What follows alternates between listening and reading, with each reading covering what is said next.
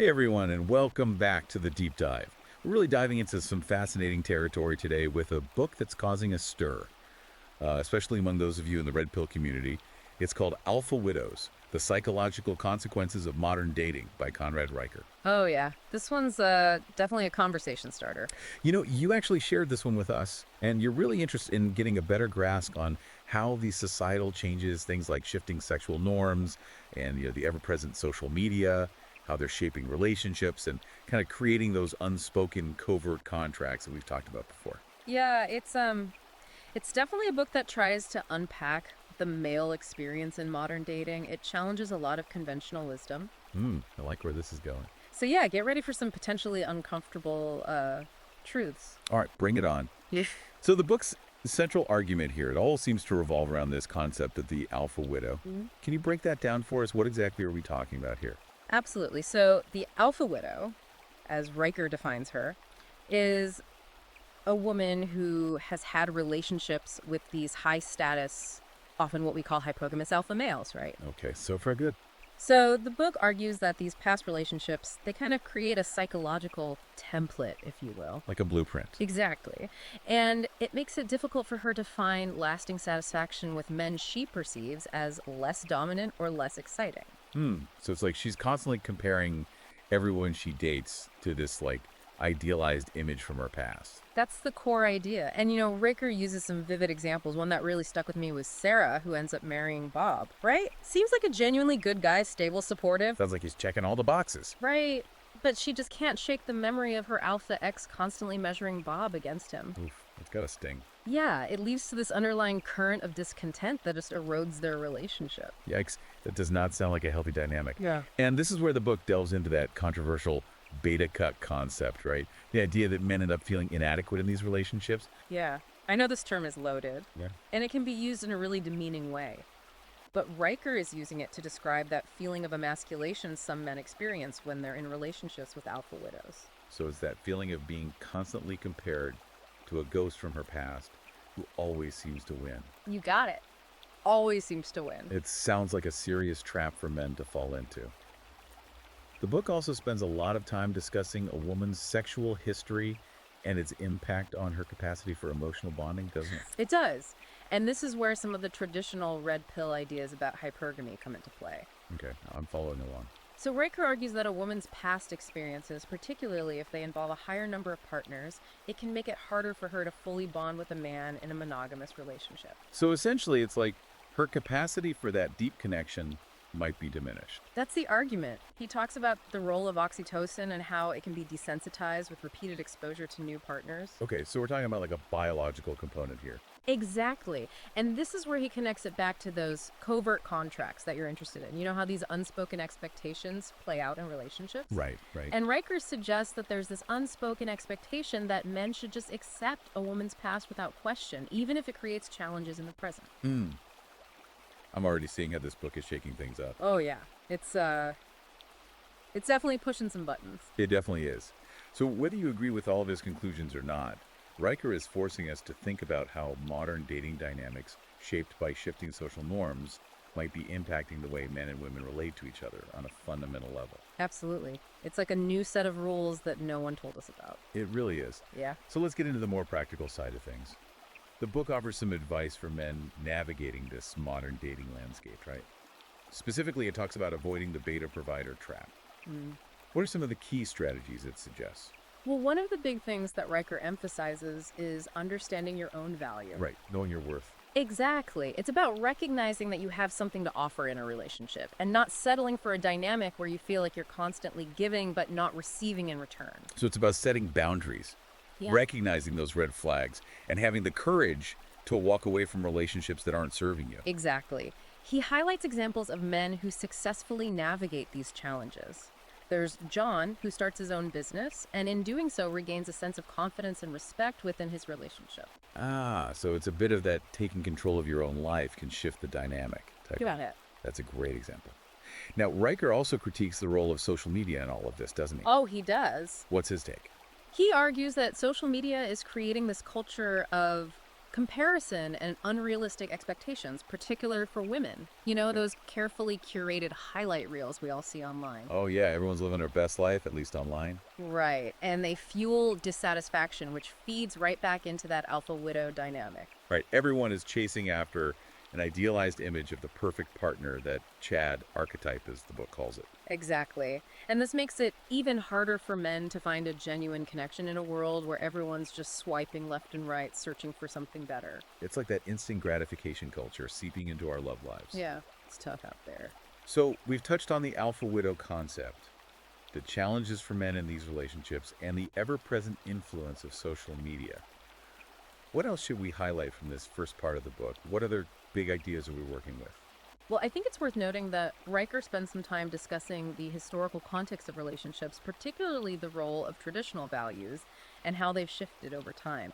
You know, he talks about the concept of female hypergamy, the biological drive for women to seek out high status mates. And how that drive might be amplified in today's hookup culture. Exactly. He's painting a picture of a society where women are bombarded with images of alpha males and encouraged to embrace casual sex, which can further diminish their capacity for deep emotional bonding. So, are we moving further away from those traditional values of commitment and monogamy? That's what Riker argues. And while it's a controversial perspective, it does raise some important questions about how our modern society is shaping the way we view love and relationships, you know? Mm. Yeah. It's a lot to unpack for sure. It really is. Now, I know a lot of listeners, especially those in the red pill community, are really interested in this concept of sexual market value, or SMV for short. Does Riker address that at all? He does. And it's one of the more controversial aspects of the book. I bet. He argues that women's SMV, their perceived value in the dating market, it's influenced by factors like age, physical attractiveness, and yes, even sexual history. Yeah, that can be a tough pill to swallow for some people, Yeah. especially in a society that tells us all women are equally valuable. Right. But Riker suggests that denying this reality is actually harmful. He argues that it sets women up for disappointment and can contribute to that alpha widow mindset. So, by acknowledging the reality of SMV, both men and women can make more informed choices about the relationships they pursue. That's the argument. He says when women are told their value doesn't decline with age or experience, they might cling even tighter to those memories of their high status past partners, leading to more comparisons and dissatisfaction in their current relationships. So, how does he suggest women navigate this SMV landscape? He encourages women to be honest with themselves about their own SMV and adjust their expectations accordingly. He argues that women who accept this reality are less likely to chase after an impossible ideal or constantly compare themselves to younger women. So, it's about being realistic and focusing on building a strong connection with a partner who appreciates you for who you are, not just for your SMV. Exactly. It's about finding a partner who values you for your character, your personality, your intellect, all those qualities that make you uniquely you. Now, let's dive into some of the specific advice that Riker offers for men who are looking to avoid becoming beta providers and build healthier relationships. What are some of the key takeaways there? One of the most important things he emphasizes is the importance of understanding female psychology. He suggests that men need to recognize that women have their own unique needs and desires, and that those needs might not always align with what men are conditioned to believe. So it's about seeing the world through their eyes and understanding what motivates their choices. Exactly. He talks about how women are wired for hypergamy, drawn to men who display status, confidence, and resources. And he suggests that men who understand this can use it to their advantage in the dating world. So it's not about trying to suppress your masculinity or become someone you're not. Not at all. It's about owning your masculinity, developing your strengths, and becoming the best version of yourself. And that can look different for every man, right? It's not about fitting into some predefined mold of what an alpha should be. Absolutely. It's about finding your own unique path to success and fulfillment. Now, Riker also talks about the importance of recognizing the red flags of an alpha widow, doesn't he? Yeah. What are some of the signs that men should be on the lookout for? One of the biggest red flags is a woman's dating history. If she has a long list of high-status exes, that could be a sign that she's prone to hypergamy and might have difficulty settling down with one man. So it's about paying attention to her past and seeing if there are any patterns that might suggest she's not ready for a committed relationship. Exactly. Another red flag is a woman who's constantly comparing you to other men, whether it's her ex's celebrities or even guys she sees on social media. Ouch. That can be a real blow to the ego. Yeah. And it's definitely not a sign of a healthy relationship. Right. It's a sign that she's not fully present with you and that she's still searching for something better. So it's about recognizing your worth and walking away from situations where you're not being appreciated or respected. Exactly. And Riker emphasizes that it's not about being afraid of women or becoming some kind of misogynist. It's about being smart and discerning in your dating choices so you can find a partner who's truly compatible with you and who wants the same things out of a relationship. That makes a lot of sense. Now let's talk about another key piece of advice that Riker offers, the importance of setting boundaries. Why is this so crucial in navigating the modern dating landscape? Well, in a world where traditional gender roles are being blurred, it can be easy to fall into a dynamic where your needs and desires are being overlooked or dismissed. Especially for men who've been conditioned to be nice guys and to prioritize women's needs above their own. Exactly. But Riker argues that this can lead to resentment and ultimately sabotage the relationship. He suggests that men need to be clear about their expectations from the beginning and not be afraid to walk away from situations where their boundaries are being crossed. So it's about having a spine, knowing your worth, and not letting yourself be walked all over. Precisely. Yeah. It's about recognizing that you deserve to be treated with respect just like anyone else. And how does Riker suggest men go about setting those boundaries? He recommends being upfront about your needs and expectations early on in the relationship.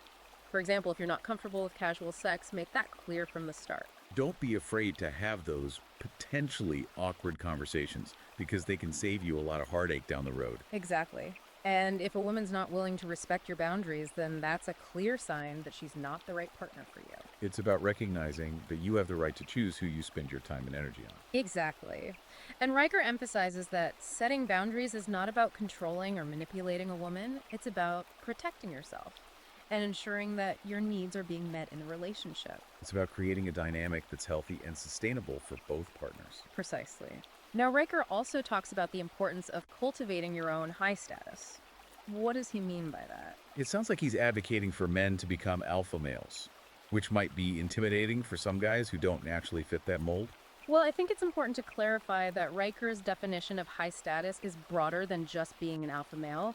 It's about developing your strengths, pursuing your passions, and becoming the best version of yourself. So it's not just about physical dominance or financial success. It's about cultivating those qualities that make you attractive and desirable to women. Exactly.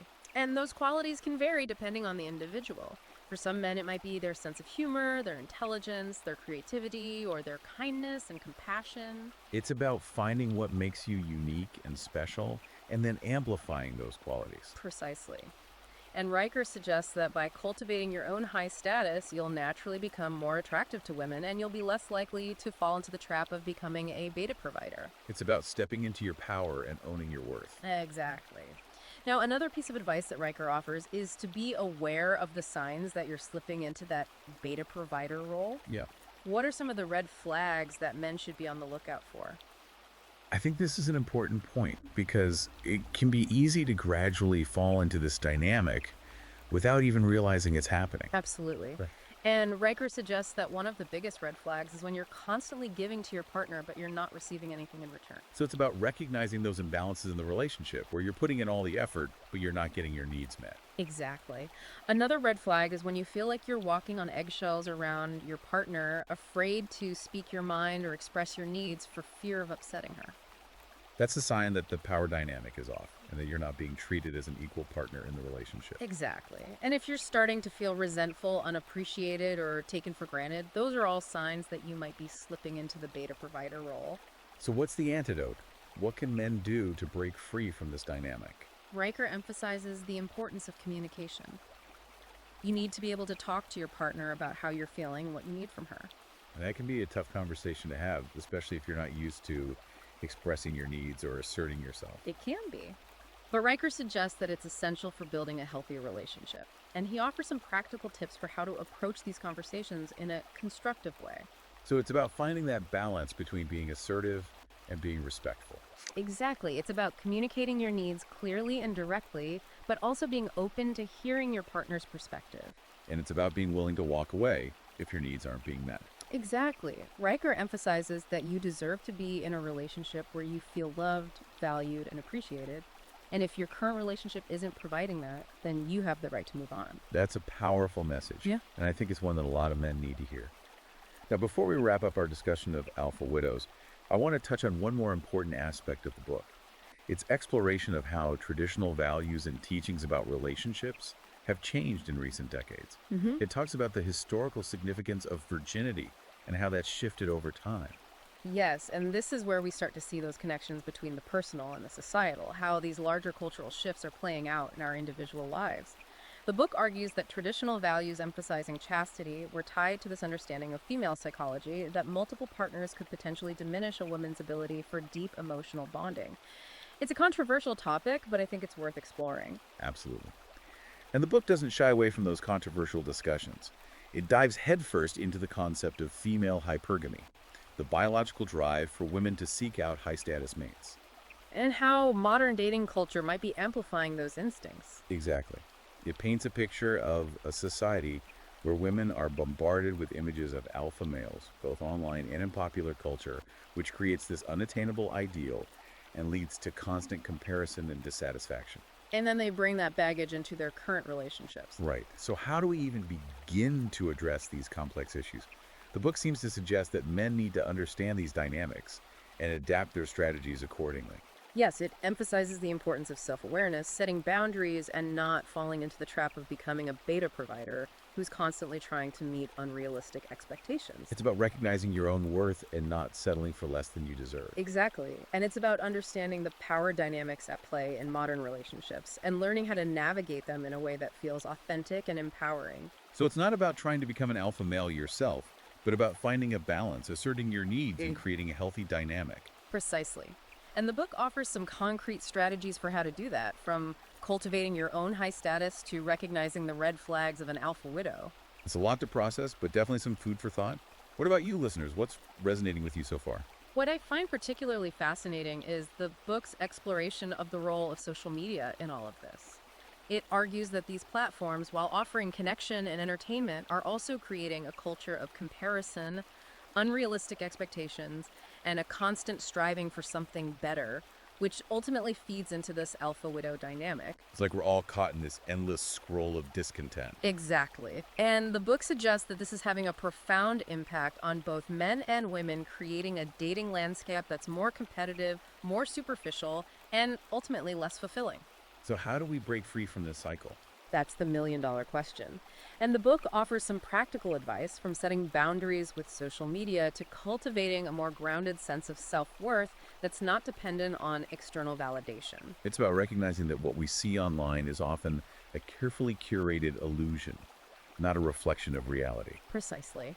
And it's about remembering that true happiness and fulfillment come from within, not from chasing after some unattainable ideal. It's a powerful message. And I think it's especially important for men who are struggling to find their place in the modern dating world. I agree. This book, while controversial, offers some valuable insights into the psychology of relationships and the challenges men face in today's society. It definitely gives us a lot to ponder. Now let's shift gears a bit and talk about the practical advice the book offers. It spends a significant portion discussing strategies for men to avoid becoming beta providers. What are some of the key takeaways there? Well, one of the central points is that men need to understand their own value and set clear boundaries in their relationships.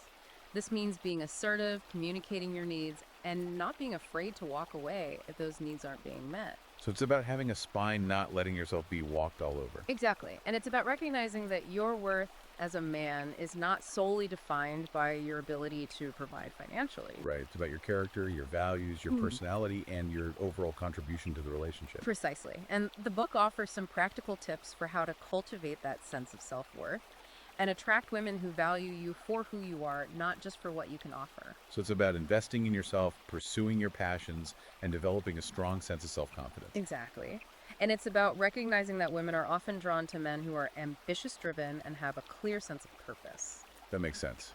It's about being a man who's going places, not just waiting around to be chosen. Precisely. And the book offers some concrete strategies for how to project that image of confidence and self-assurance that women find irresistible. It's a lot to take in, but definitely some valuable insights. What about you, listeners? Are you picking up any tips for your own dating game? I think one of the key takeaways for me is the importance of understanding female psychology. It's not about trying to manipulate or control women, but about recognizing that they have their own unique needs and desires, just like men do. Right. It's about seeing the world through their eyes and understanding what motivates their choices. Exactly. And this book offers some fascinating insights into that female perspective, particularly when it comes to their attraction to high status men and their tendency to compare partners to past lovers. It's definitely a lot to process, but I think that understanding can be incredibly empowering. I agree. It can help men to navigate the modern dating world with more confidence and clarity, and ultimately to find relationships that are truly fulfilling. That's the goal, right? Absolutely. Yeah. And while this book might not have all the answers, it definitely sparks some important conversations and offers some valuable tools for men who are looking for love in the age of alpha widows. Well said. Now let's talk about one of the most controversial aspects of this book, the concept of female sexual market value, or SMV. It's a term that often sparks heated debate. So let's try to approach it with an open mind and see what insights it might offer. I think that's a wise approach. SMV is a concept that comes from the red pill community, which, as we've mentioned, can be quite controversial. But essentially, it's about recognizing that a woman's attractiveness, her perceived value in the dating market, is influenced by factors like her age, her physical appearance, and even her sexual history. So it's like a ranking system based on how desirable a woman is perceived to be. In a way, yes. And the book argues that this is simply a reality of human nature, a biological fact that we can't ignore. But isn't that a pretty harsh way to look at relationships? It can seem that way, especially in a society that tries to promote equality and downplay the role of biological differences.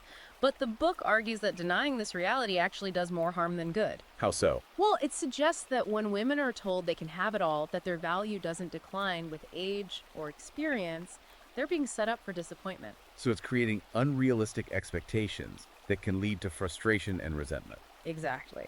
And the book argues that this is one of the factors contributing to the rise of alpha widows women who are clinging to the memories of their high status past partners because they haven't come to terms with the realities of their own SMV. That's a pretty bleak outlook. It can seem that way.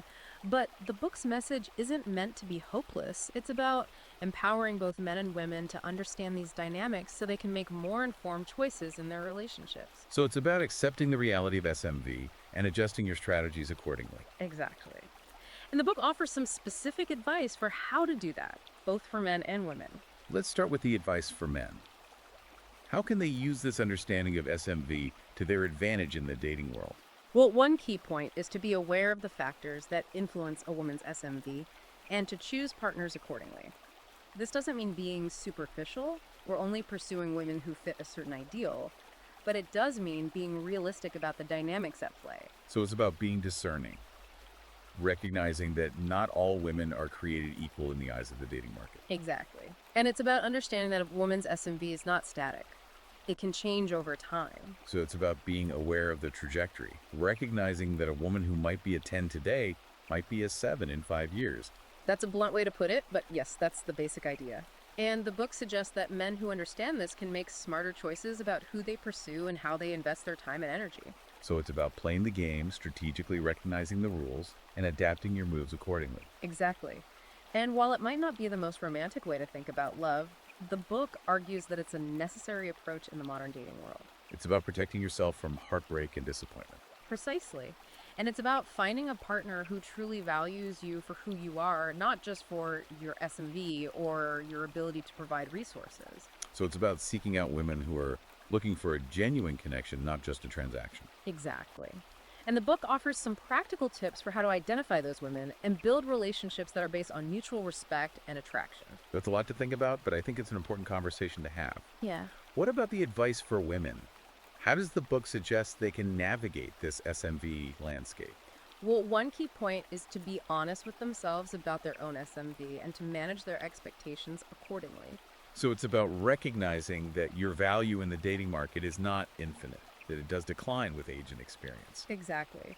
And the book suggests that women who can accept this reality are more likely to find fulfilling relationships Oh, so because they're not chasing after an impossible ideal. They're not constantly comparing themselves to younger women or clinging to the memories of their high status past partners. So it's about being realistic, focusing on your own strengths, and finding a partner who appreciates you for who you are not, for your SMV. Exactly. And the book offers some practical advice for how to do that, from cultivating your own unique qualities to finding a man who values you for your character and personality, not just your looks or your status. It's about seeking out a genuine connection, not just a validation of your SMV. Precisely. Yeah, And the book suggests that this is the key to finding lasting happiness in relationships. it's a powerful message. Now, I know we've covered a lot of ground today in our discussion of alpha widows, but before we sign off, what's the one big takeaway you really want our listeners to walk away with? I think the biggest takeaway is that knowledge is power. By understanding these dynamics at play, you can start making more conscious choices in your own dating life. Love that. So true. And remember, folks, Alpha Widows is available on Amazon, Kindle, and Google Play Books if you want to dive deeper into these ideas. Yeah, definitely check it out. It'll get you thinking. It will. And that's what we're all about here on The Deep Dive. Thanks for joining us, everyone. Until next time, keep exploring, keep questioning, and keep seeking the truth.